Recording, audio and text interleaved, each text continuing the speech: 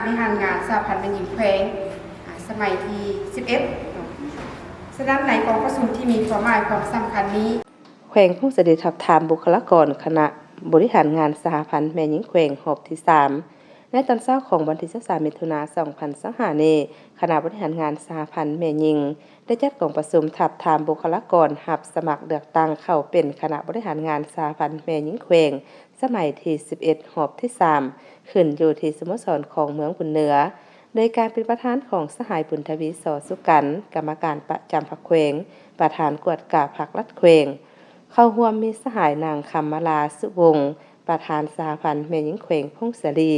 มีบรรดาสหายคณะบริหารงานสหพันธ์แม่หญิงแขวงประธานสหพันธ์แม่หญิงเมือง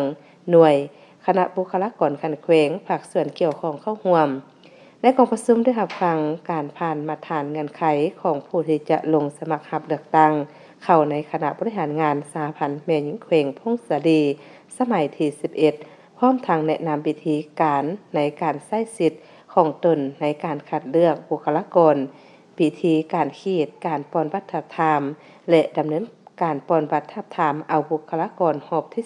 3เพื่อลงสมัครรับเลือกตั้งเข้าในคณะบริหารงานสหพันธ์แม่หญิงสมัยที่11ซึ่งการทับทามเป้าหมายบุคลากรสมัครเลือกตั้งเข้าในคณะบริหารงานสหพันธ์แม่หญิงในครั้งนี้เพื่อเป็นบนอิงในการเลือกเฟ้นเอาบุคลากรผู้ที่มีผลงานดีเด่นจากขบวนการจัดตั้งปฏิบัติเบียกงานตัวจริงให้ถูกต้องตามมาตรฐานเงื่อนไขที่กำหนดไว้เพื่อกักเกี่ยมความพร้อมหอบด้านในการดำเนินกองประชุมใหญ่ผู้แทนสหพันธ์แม่หญิงแขวงพงศรีที่จะไขขึ้นในหมู่นี้ให้มีผลสำเร็จ